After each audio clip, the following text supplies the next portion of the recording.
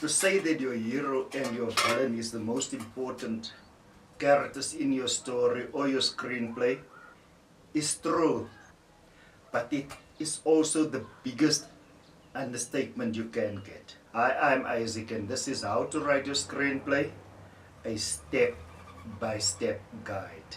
Your hero and villain is not only the most important people in your story or your screenplay, but they are the ones that basically drives your story in your screenplay or film. So, how you write your hero, how you write your villain is therefore very, very, very important. Your hero and villain, who are they? What are they? What are they doing? Why are they doing it? And most importantly, what is the outcome that they expect in your story or your film? You see, because heroes and villains drives your story basically through the actions, through what they want to achieve, and basically also through what it is that they really need to achieve or need in your story. That is what drives your story, that self-discovery of the hero and the villain, and mostly your hero. Because without the problem that the villain caused to your hero, and without the problem that the villain is basically blaming on your hero, you have no story. Because you see, if your villain don't initiate the story by attacking your hero, nothing will happen in your screenplay or your story. So the question is therefore, or should be asked, as to what it is your villain want to achieve. Why it is that your villain want to achieve that goal. Why it is that your villain blames your hero for it, or for what is happening to him or her. And then the next question that should be answered is, what is happening to your hero? What is the villain doing to your hero? And your hero needs to find out why it is happening to him and why the villain basically want to destroy him or her. Questions, questions, and questions that needs to be answered. And that question of why is so important. So important because if your villain is weak, if your villain don't have a real problem that threatens him on a personal level, or threatens people around him, or he believes that what is happening to him can have dire consequences for him or her, he won't have a reason to go up against the hero. So basically, the bigger your problem is for your villain, the bigger the problem that villain will cause for the hero. And that is so important, because you need, as I said before in other tutorials, you need a strong villain to create a really exceptional hero. I say again, you need a strong villain to create a really exceptional hero. And that need to be shown in your story.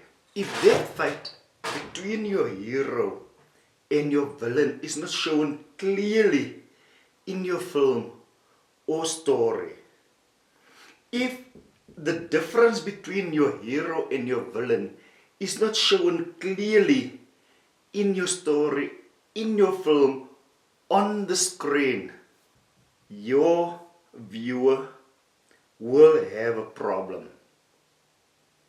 Because they must be able to distinguish clearly between your hero and your villain.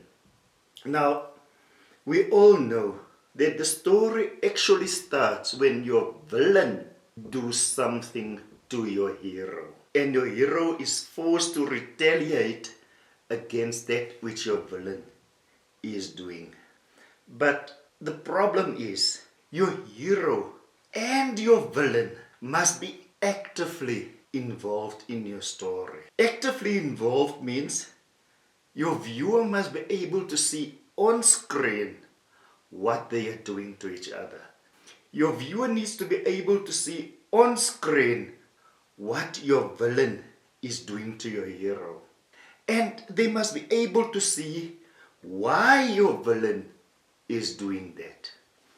And your hero on the other side need to be actively involved in looking for a solution to stop the villain from doing what he or she wants to do to him or her.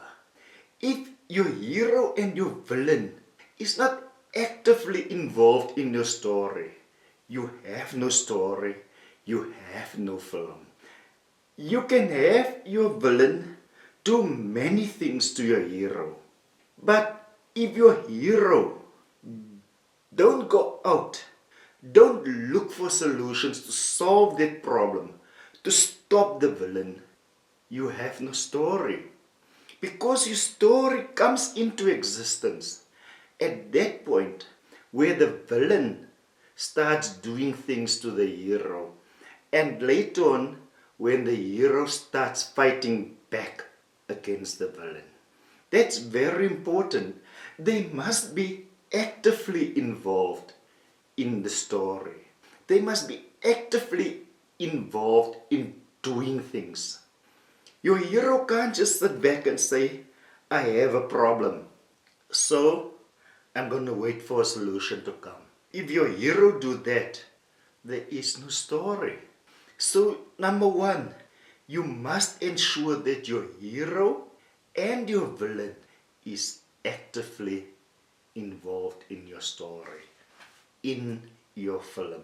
Now a very important point. Many of our aspiring writers, aspiring filmmakers, our amateur writers, our amateur filmmakers makes the mistake of looking at problems in their community, in their area, in their country, and they write their stories around that.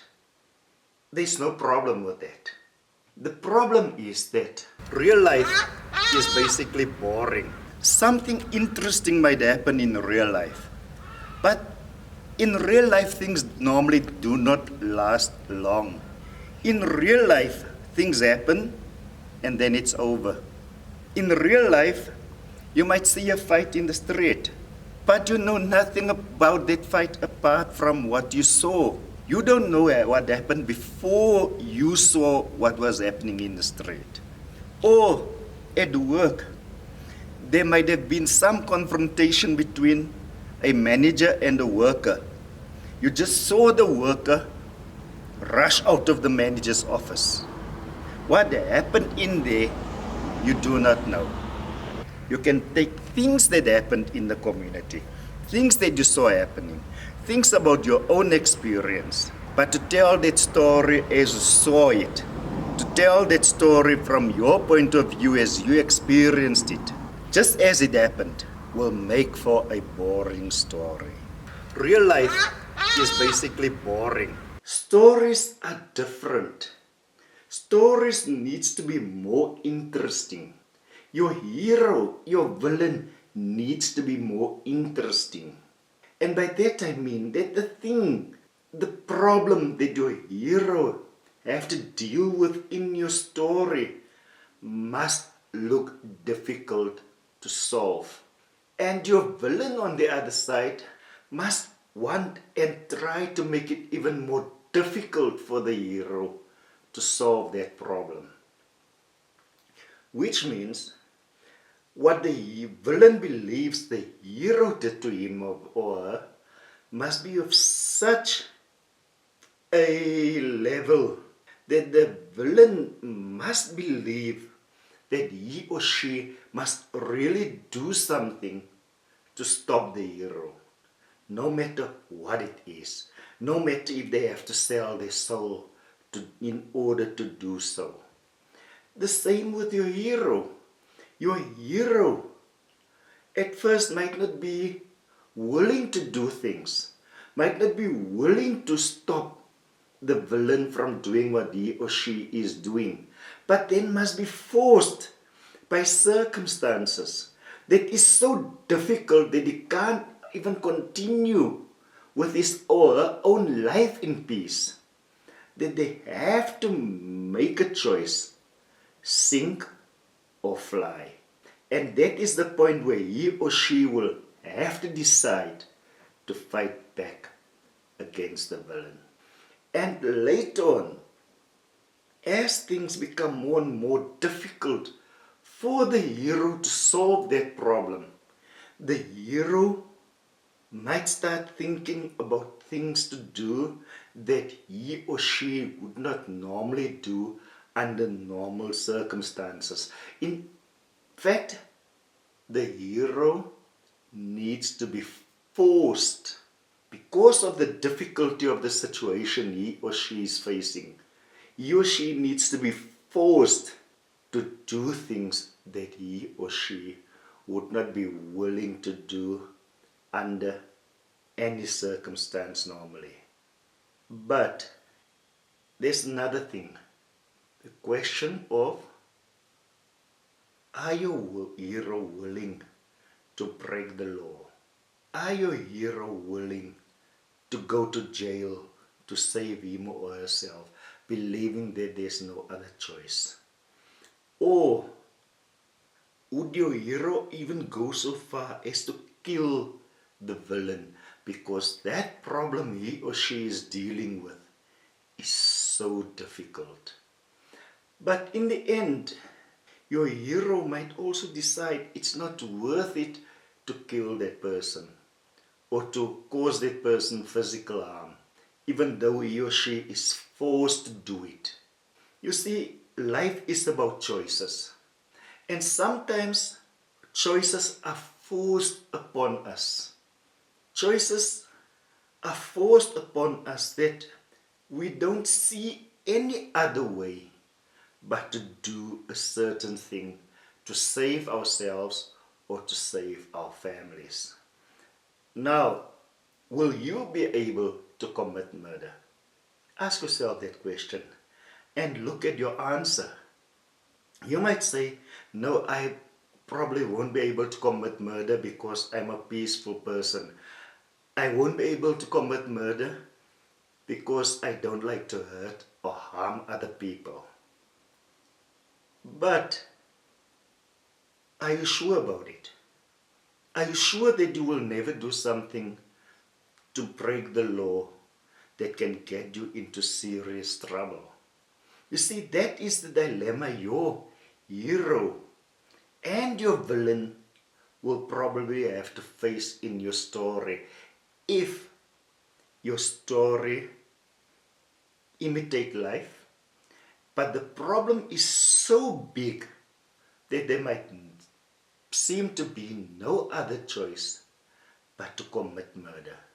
Can you see here? The bigger the problem is, the more bigger or the more difficult the choices for your hero.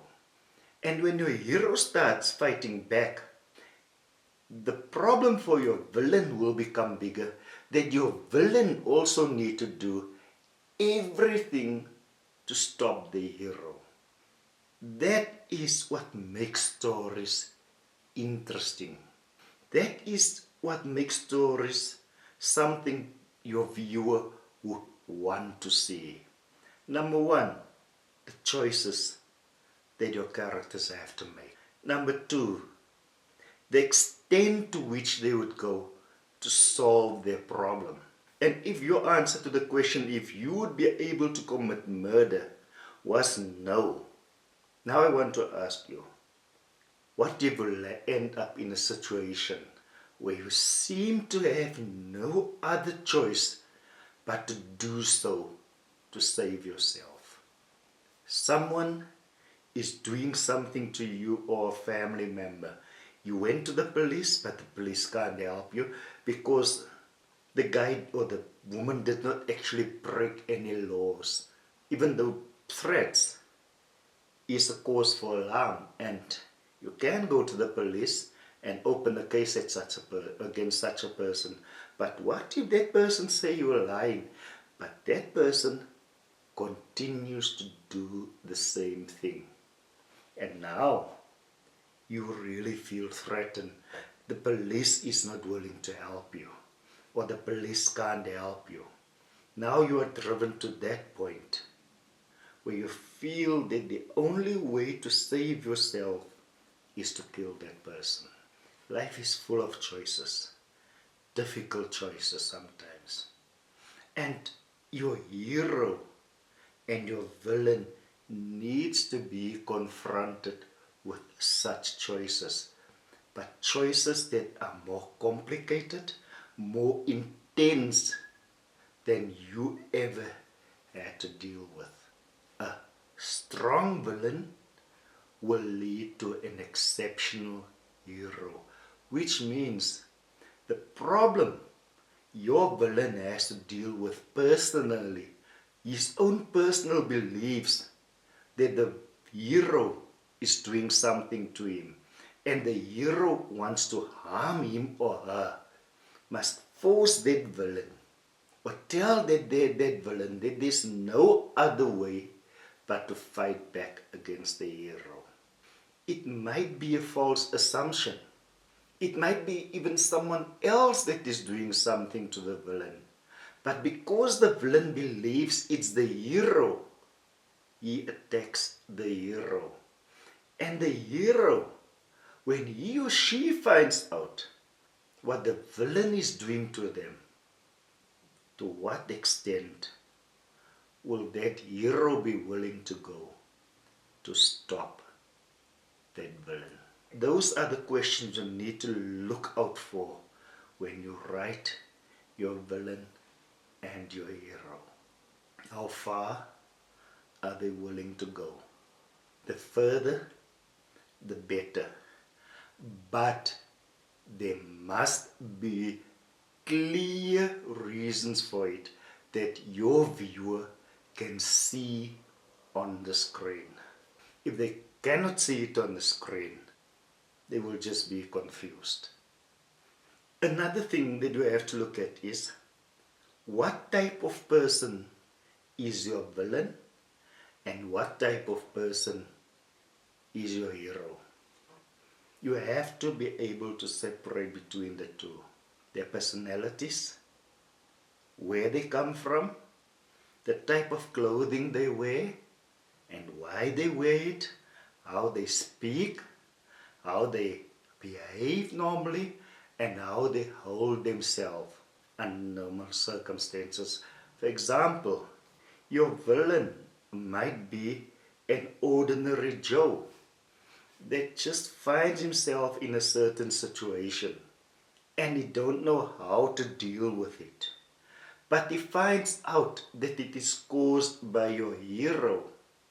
Now, of course he would want to stop that hero. But how? That is the question.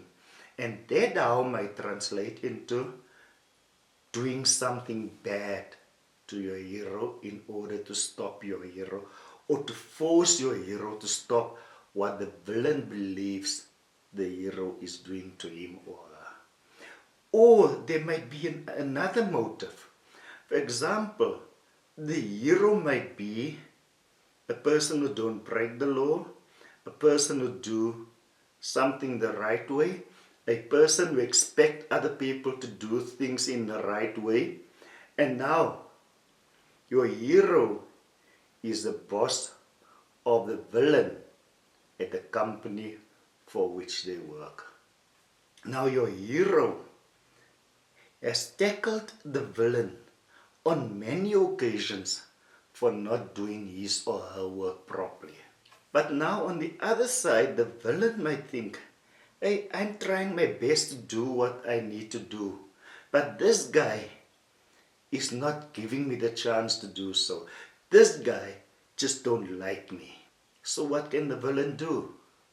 The villain might think of framing the hero for something the hero did not do.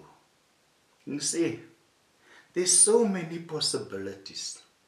All you need to do is think about it.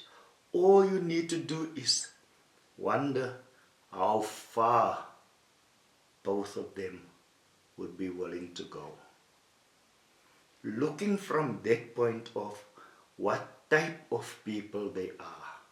That's very important. What type of people these two people are. Not characters. People are in your story. Because your characters are people. People with maybe the same fears that you have. The same needs that you have. The same desires that you have. Wanting to achieve the same things or the same kind of things that you want to achieve in life. And now you also have to look at what is important to them. What is important to the villain? What is important to the hero? Because it is out of those things also that your story will arise. You need to know your characters. You need to know your villain.